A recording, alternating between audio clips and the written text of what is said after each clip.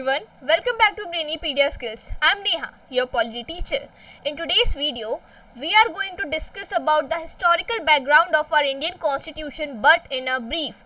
We will not discuss about the whole historical background, but we will have the overall idea of the historical background of our Indian Constitution, like what kinds of events took place in the history that formed the foundation of our Indian Constitution, so that those who have already learned the concepts of Indian polity or they have finished learning the Indian polity can have the quick revision of this topic, and those who are thinking of learning the Indian polity, they can understand what exactly the historical background is, what kind of provisions, what kind of concepts we go through while learning the historical background of Indian Constitution. So let's begin. See, whenever we talk about the formation of Indian Constitution, one thing you have to learn and one thing you have to understand, that the formation of Indian Constitution took place just after, or we can say when the British colonial era was about to get an end in India. The constitution framing started at that point only, and a lot of events, a lot of acts that took place in the British colonial era laid the foundation of our Indian Constitution, because somewhere, somehow, at some point, our Constitution is inspired by those events and those acts that took place in British India or the British colonial rule in India. Listen, if I tell you in easy way, तो at present हमारा जो constitution है या फिर हमारे जो constitution की framing हुई है, इसकी अगर हम बात करें फाउंडेशन की, तो ये तो ब्रिटिश इंडिया में रखी गई. ऑफ कोर्स ब्रिटिश इंडिया में ऐसे बहुत सारे एक्ट्स हुए, ऐसे बहुत सारे इवेंट्स हुए, ऐसे बहुत सारे इंसिडेंट्स हुए जिनके कारण हमारे कॉन्स्टिट्यूशन की जो फ्रेमिंग थी वो पॉसिबल हो पाई. एट प्रेजेंट में हमारे इंडियन कॉन्स्टिट्यूशन में हमें ऐसे बहुत सारे प्रोविजंस देखने को मिल जाते हैं जो कि उन प्रोविजंस से, उन एक्ट से मैच करते हैं जो कि ब्रिटिश इंडिया के टाइम पे हमारे इंडिया में इंट्रोड्यूस कराए गए थे. इसीलिए जो ब्रिटिश कॉलोनियल एरा है उसे हम लोग पढ़ते हैं हिस्टोरिकल बैकग्राउंड के अंदर कि भाई ऐसे कौन कौन से इवेंट्स थे, ऐसे कौन से इंपॉर्टेंट एक्ट्स थे जिनका इंट्रोडक्शन ब्रिटिश इंडिया में कराया गया, जिसके कारण हमारे कॉन्स्टिट्यूशन की जो फ्रेमिंग थी वो पॉसिबल हो पाई. देखिए, the freedom struggles that shaped it's democratic ideals. अब बहुत सारे फ्रीडम फाइटर्स भी हुए, बहुत सारे फ्रीडम स्ट्रगल्स हमें देखने को मिले, जिनके कारण, जिनकी मेहनत की बदौलत आज हमें अपना इंडियन कॉन्स्टिट्यूशन देखने को मिलता है. And it's formation is the result of years of evolution through various acts, reforms and the aspiration of the Indian people. अब एट प्रेजेंट का हमें जो शेप देखने को मिलता है अपने कॉन्स्टिट्यूशन का, ये बहुत सालों की मेहनत का नतीजा है. बहुत सालों तक इवोल्यूशन होता रहा, बहुत सारे एक्ट, बहुत सारे रिफॉर्म्स हुए एंड बहुत सारे इंडियंस के एस्पिरेशन का, मेहनत का नतीजा है हमारा आज का प्रेजेंट डे इंडियन कॉन्स्टिट्यूशन. चलिए आगे बात करते हैं. सबसे पहला हो जाता है British rule and administrative foundation. The British ruled India from 1858 to 1947. देखिए, 1858 टू 1947 यहाँ पे इसीलिए मेंशन किया गया है क्योंकि इसके पहले जो टाइम पीरियड था वो ईस्ट इंडिया कंपनी का टाइम पीरियड कंसिडर किया जाता है, क्योंकि 1773 से लेके 1858 तक इंडिया में जो गवर्निंग बॉडी थी, जो रूलिंग एंटिटी थी, वो ब्रिटिश ईस्ट इंडिया कंपनी थी. सारे ही controls British east India company के हाथों में थे. लेकिन 1858 का टाइम जब आया तो जो पावर्स थी, जो भी एडमिनिस्ट्रेटिव पावर्स थी, वो ब्रिटिश ईस्ट इंडिया कंपनी से छीन ली और डायरेक्ट इसके पास चली गई, ब्रिटिश क्राउन के पास चली गई या फिर ब्रिटिश गवर्नमेंट के पास चली गई.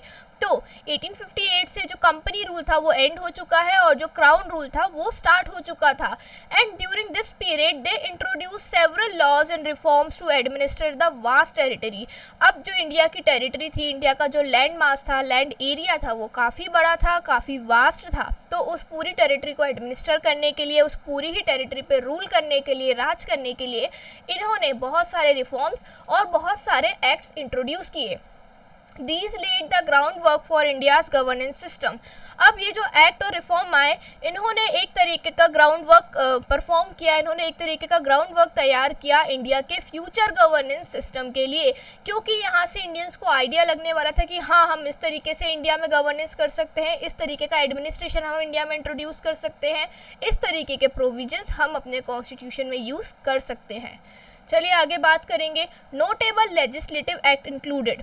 अब यहाँ पे बहुत सारे लेजिस्लेचर को लेके एक्ट जो थे वो इंट्रोड्यूस किए गए थे, जिसमें से सबसे पहला हो जाता है गवर्नमेंट ऑफ इंडिया एक्ट 1858। मैं यहाँ पे एक बात आपको बताना चाहूँगी, जो लोग इंडियन पॉलिटी पहली बार पढ़ रहे हैं, ये कोई पहला एक्ट नहीं था जो ब्रिटिश इंडिया में इंट्रोड्यूस कराया गया था, लेकिन हम इस एक्ट से यहाँ पे स्टार्ट इसीलिए कर रहे हैं क्योंकि इसकी जो पॉलिटिकल इम्पोर्टेंस है इंडियन पॉलिटी में या फिर इंडियन कॉन्स्टिट्यूशन में वो बहुत ज़्यादा है, क्योंकि यही वो एक्ट था जिसके द्वारा जो सारी ही एडमिनिस्ट्रेटिव पावर्स थी वो ब्रिटिश ईस्ट इंडिया कंपनी से छीन के डायरेक्ट ब्रिटिश क्राउन के पास पहुंचा दी गई थी। मतलब अब इंडिया में ईस्ट इंडिया कंपनी का जो राज था, जो रूल था, वो ख़त्म हो चुका था एंड अब इंडिया पे जो ब्रिटिश क्राउन है या फिर ब्रिटिश गवर्नमेंट है, ब्रिटिश मोनार्क, ब्रिटिश के किंग या फिर क्वीन जो है वो डायरेक्टली रूल करने वाले हैं।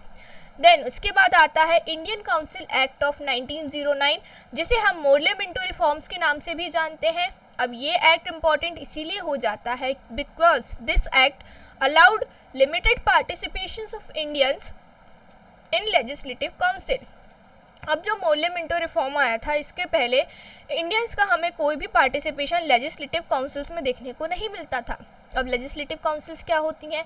लेजिस्लेटिव काउंसिल्स बेसिकली वो काउंसिल्स होती थी जो कि लॉ फ्रेमिंग करती थी, जो कि रूल्स एंड रेगुलेशंस को डिसाइड करती थी। लेजिस्लेचर का नाम आप सभी ने सुना होगा। लेजिस्लेचर वो बॉडी होती है, वो हमारी एंटिटी होती है जो कि हमारे इंडिया में रूल्स और रेगुलेशंस को फ्रेम करते हैं, बेसिकली लॉज को फ्रेम करते हैं। किस तरीके के लॉज होंगे, किस तरीके के रूल्स रहने वाले हैं, कौन से रेगुलेशंस होने वाले हैं, इन सभी की फ्रेमिंग का जो काम होता है वो लेजिस्लेचर करता है। लेजिस्लेचर इन एक्टिविटीज़ को परफॉर्म करता है। तो वैसा ही कुछ काम हमें लेजिस्लेटिव काउंसिल का देखने को मिलता था। एंड इंडियन काउंसिल एक्ट 1909 के पहले हमें लेजिस्लेटिव काउंसिल में इंडियंस का कोई पार्टिसिपेशन, कोई रोल देखने को नहीं मिलता था। मतलब जितने भी लॉज बनते थे, जितने भी रूल्स एंड रेगुलेशंस बनते थे, वो सब कौन बनाता था? ब्रिटिशर्स बनाते थे। लेकिन इंडियन काउंसिल एक्ट 1909 जब आया तो इसने इंडियंस को कुछ लिमिटेड पार्टिसिपेशन, कुछ लिमिटेड रोल प्रोवाइड किया लेजिस्लेटिव काउंसिल में। ऐसा नहीं कि हम पूरे तरीके से इंडियंस को पार्टिसिपेशन देंगे, इंडियंस को हम सारे ही राइट्स प्रोवाइडेड कर देंगे, नहीं, ऐसा कुछ नहीं हुआ। लेकिन कुछ हद तक इंडियंस का जो पार्टिसिपेशन था वो हमें लेजिस्लेटिव काउंसिल में देखने को मिला। कौन से एक्ट के बाद? इंडियन काउंसिल एक्ट 1909 या फिर मोरले मिंटो रिफॉर्म्स ऑफ 1909 के बाद। अब इसे मोरले मिंटो रिफॉर्म इसीलिए कहा जाता है क्योंकि इस टाइम के secretary of state and vice Roy का नाम जो था वो मोरले मिंटो हुआ करता था। चलिए आगे बात करते हैं गवर्नमेंट ऑफ इंडिया एक्ट 1935। अब जो गवर्नमेंट ऑफ इंडिया एक्ट 1935 है, ये हिस्टोरिकल बैकग्राउंड में इम्पॉर्टेंट हो जाता है। क्योंकि it established a federal structure and provincial autonomy servicing as a blueprint for parts of the Indian constitution. अब देखिए क्या हो रहा है यहाँ पे। जो गवर्नमेंट ऑफ इंडिया एक्ट 1935 था, इन्होंने क्या किया, हमारे इंडिया में एक फेडरल स्ट्रक्चर का इंट्रोडक्शन किया। फेडरल स्ट्रक्चर का मतलब होता है, फेडरलिज्म का मतलब होता है सेपरेशन ऑफ पावर। मतलब हम क्या करने वाले हैं, पावर्स को दो अलग अलग एंटिटीज़ में डिवाइड करेंगे। एंड प्रोविंशियल ऑटोनॉमी की बात यहाँ पे की गई, serving as a blueprint for parts of Indian constitution. अभी जो फेडरल स्ट्रक्चर है ना, एट प्रेजेंट में भी आपको इंडियन कॉन्स्टिट्यूशन में देखने को मिलता है। कैसे? आपको हमारे इंडिया में state government and central government दोनों तरीके की गवर्नमेंट देखने को मिलती है। मतलब पावर्स को क्या किया गया है यहाँ पे, स्टेट एंड सेंटर के बीच में डिस्ट्रीब्यूट किया गया है, अलग अलग बांटा गया है। यहाँ पे डिवीजन ऑफ पावर हमें देखने को मिला, लेकिन डिवीजन ऑफ पावर में थोड़ा ट्विस्ट कर दिया गया, थोड़ा सा चेंज कर दिया गया। वो ये चेंज है यहाँ पे कि जो पावर्स हैं वो यूनियन के पास या फिर सेंट्रल गवर्नमेंट के पास ज़्यादा होने वाली है as compare to the state government. तो ये जो फेडरल स्ट्रक्चर है ना, जिसका introduction government of India act 1935 ने किया था, ये फेडरल स्ट्रक्चर एट प्रेजेंट में भी हमें अपने इंडियन कॉन्स्टिट्यूशन में देखने को मिला। अगर हम बात करें लेजिस्लेटिव काउंसिल्स की, participation of Indians in legislative council या फिर जो पूरा ही कंसेप्ट है लेजिस्लेटिव काउंसिल्स का, ये भी हमें एट प्रेजेंट में इंडिया में लेजिस्लेटिव काउंसिल का जो कंसेप्ट है देखने को मिल जाता है। चलिए आगे बात करते हैं फ्रीडम मूवमेंट्स रोल। अब हमने देख लिया कि ब्रिटिश पार्लियामेंट्स के जो एक्ट आए थे, अलग अलग एक्ट थे यहाँ पे। गवर्नमेंट ऑफ इंडिया एक्ट 1858 हो गया, इंडियन काउंसिल एक्ट 1909 हो गया, चाहे वो Indian government of India act 1935 ही क्यों ना हो, इन्होंने कुछ अलग अलग रोल्स प्ले किए हमारे कॉन्स्टिट्यूशन की फ्रेमिंग में। अब ऐसे कौन से अलग इवेंट्स हुए, इनके अलावा भी तो बहुत चीज़ें चल रही थी इंडिया में। ये तो हमने ब्रिटिशर्स की साइड की स्टोरी की बात कर ली कि भाई ब्रिटिशर्स उस टाइम पे इंडिया में क्या कर रहे थे। अब हम बात करेंगे कि उस टाइम पे जो इंडियंस थे वो यहाँ पे क्या कर रहे थे, इंडियंस की क्या एक्टिविटीज चल रही थी, इंडियंस का क्या रोल रहा। The demand for self rule grew during the freedom struggle under leaders like Mahatma Gandhi, Jawaharlal Nehru and others. अब देखिए यहाँ पे इंडियंस जो थे बेचारे फ्रीडम के लिए स्ट्रगल कर रहे थे, इस टाइम पे वो डिमांड रख रहे थे कि आप हमें फ्रीडम प्रोवाइड कीजिए, क्योंकि सेल्फ रूल मतलब हम खुद अपने ऊपर रूल करने वाले हैं, हम खुद की गवर्नमेंट का फॉर्मेशन करेंगे, हमें किसी एक्सटर्नल इंटरफेरेंस की ज़रूरत नहीं है, आप हमारे देश से चले जाइए, हम खुद की गवर्नमेंट बनाएंगे एंड खुद की गवर्नमेंट को खुद ही मैनेज करेंगे। इस तरीके की डिमांड्स इंडिया में कॉन्स्टेंटली उठ रही थी। The demand for self rule grew during the freedom struggle, sorry it is repeated I guess.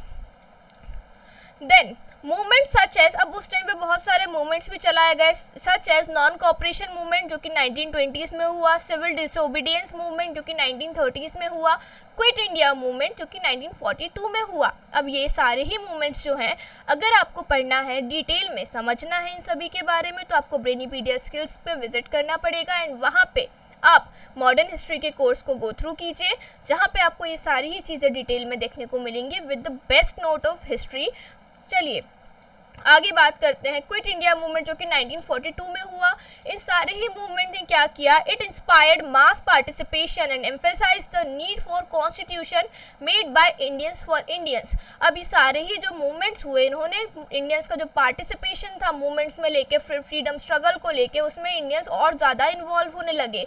जैसे जैसे करके अलग अलग मूवमेंट्स का इंट्रोडक्शन होता गया, वैसे ही वैसे टाइम के साथ ज़्यादा से ज़्यादा इंडियंस इस चीज़ में, इस फ्रीडम स्ट्रगल के कंसेप्ट में इंक्लूड होने लगे और ज़्यादा से ज़्यादा इंडियंस ने जो सेल्फ रूल था, जो सेल्फ गवर्नमेंट थी और जो constitution made by Indians for Indians थे, उस चीज़ की डिमांड को आगे जाके अप्राइज किया। Constitution made by Indians for Indians मतलब अब जो इंडियंस का कॉन्स्टिट्यूशन है वो खुद इंडियंस बनाएंगे, आपको हमारे लिए एक्ट लाने की, लॉज रेगुलेशंस लाने की कोई ज़रूरत नहीं है। अब ज़्यादा से ज़्यादा इंडियंस इसी बात की डिमांड रख रहे थे कि अब हम अपना कॉन्स्टिट्यूशन खुद फ्रेम करेंगे, ब्रिटिशर्स को हमारे लिए कॉन्स्टिट्यूशन फ्रेम करने की या फिर हमारे साथ एडमिनिस्ट्रेशन करने की कोई ज़रूरत नहीं है। फिर इसके बाद on the other hand the Indian National Congress consistently demanded a constituent assembly to draft a constitution. अब वहीं पे जो दूसरी और इंडियन नेशनल कांग्रेस थी वो कॉन्स्टेंटली एक कॉन्स्टिट्यूएंट असेंबली की डिमांड कर रही थी ताकि हम अपना कॉन्स्टिट्यूशन खुद से फ्रेम कर सकें।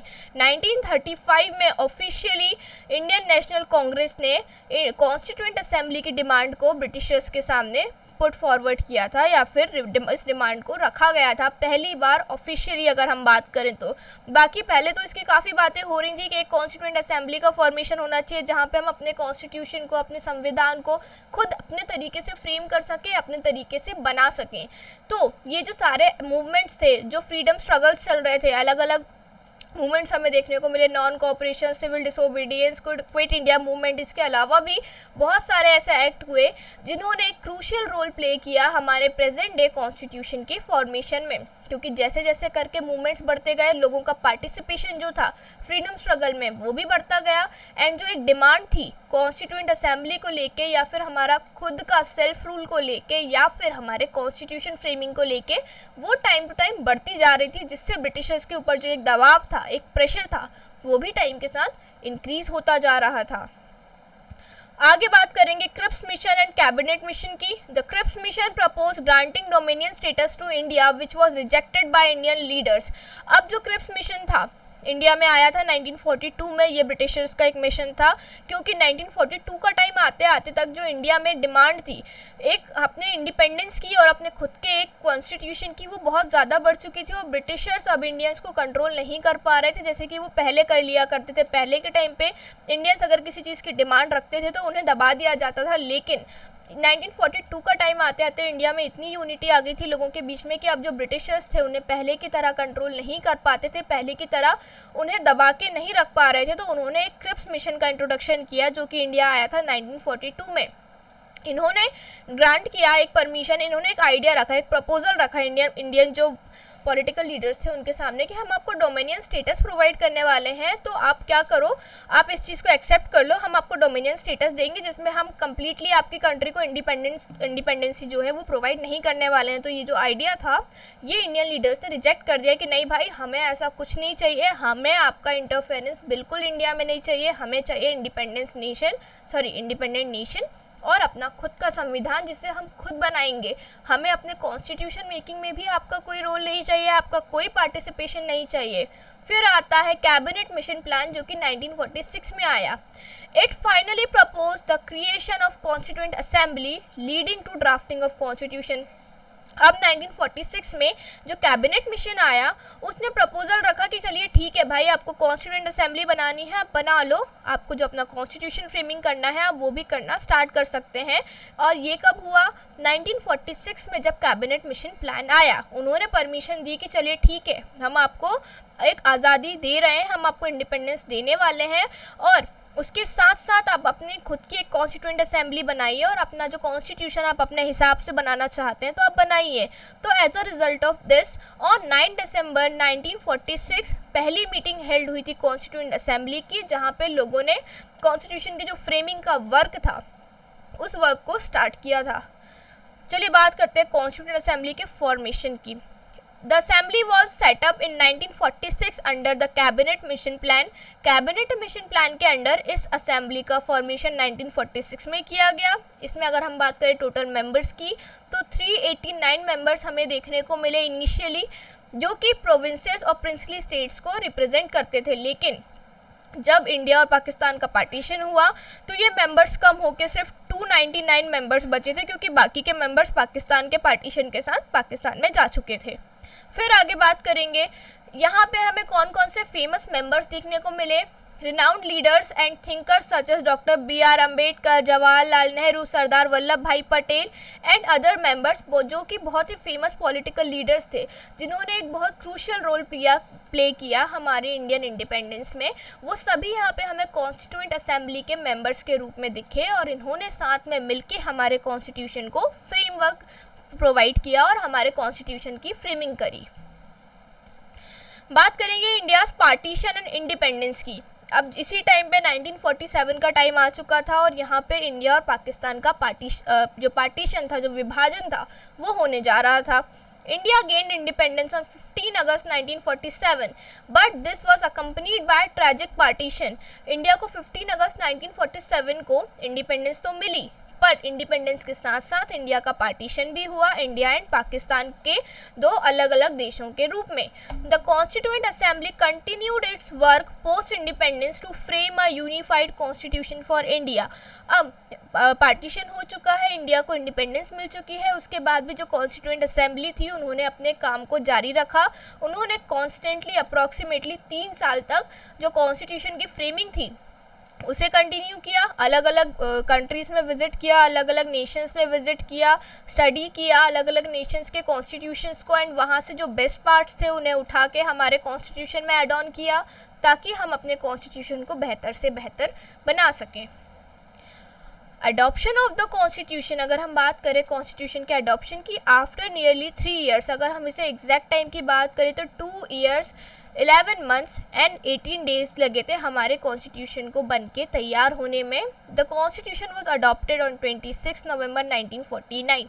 हमारे कॉन्स्टिट्यूशन को 26 नवंबर 1949 को अडॉप्ट कर लिया गया था, लेकिन it came into effect on 26 जनवरी 1950। लेकिन हमारा जो कॉन्स्टिट्यूशन था ये 26 जनवरी 1950 को इफेक्ट में आया था, marking the day India became a sovereign democratic and Republic.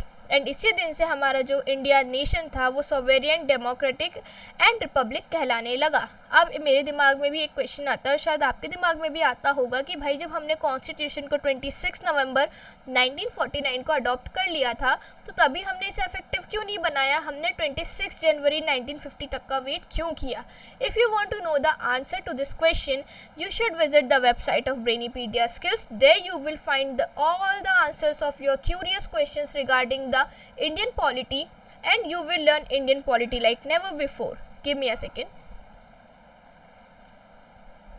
Yes, so I really hope कि आपको ये सारी ही चीज़ें समझ आई हों. Look, let's have a quick recap of all the things that we studied in today's class.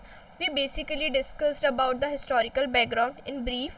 You cannot consider this as a complete knowledge of historical background because अभी इसमें बहुत सारे एक्ट्स, बहुत सारे रेगुलेशंस हमें पढ़ना बाकी हैं. जैसे कि हमने यहाँ पे सिर्फ कुछ इंपॉर्टेंट एक्ट्स की बात करी, जैसे कि गवर्नमेंट ऑफ इंडिया एक्ट 1858. इसके पहले भी जो कंपनी रूल रहा, जो कि 1773 से 1858 तक का कंसिडर किया जाता है, इसमें भी बहुत सारे इंपॉर्टेंट एक्ट्स हमें देखने को मिले, जैसे कि regulating act of 1773, amending act of 1781, Pitt's India act of 1784, charter act of 1793, charter act of 1813, charter act of 1833 and charter act of 1853. All these acts hold significance importance in the historical background of our Indian Constitution. So if you want to learn about all these articles in detailed manner, you have to visit the website of Brainipedia Skills. There you can join my live courses for the Indian polity for competitive exams like UPSC, SSC and state PSCs. There I am discussing all these acts, all the historical background of Indian Constitution in detailed manner. Apart from that, I am providing you a detailed notes and easy notes of Indian polity so that you can learn and understand the subject. And if you have gone through my previous videos, you might have known that I provide funny tricks and techniques so that you can learn the articles of Indian Constitution. So I really want you to learn Indian polity in a fun way, in a easy way, because most of the people think that this subject is extremely lengthy, extremely boring and complicated as well. So my only duty, my only task is to make this subject easier and funnier for you so that you can learn it with no time, like never before. Let's move forward. Then we discussed about the role of Indians that played an important role in the historical background for the framing of our Indian Constitution. Indians also played some important roles by participating in the freedom struggles of history. A lot of Indians took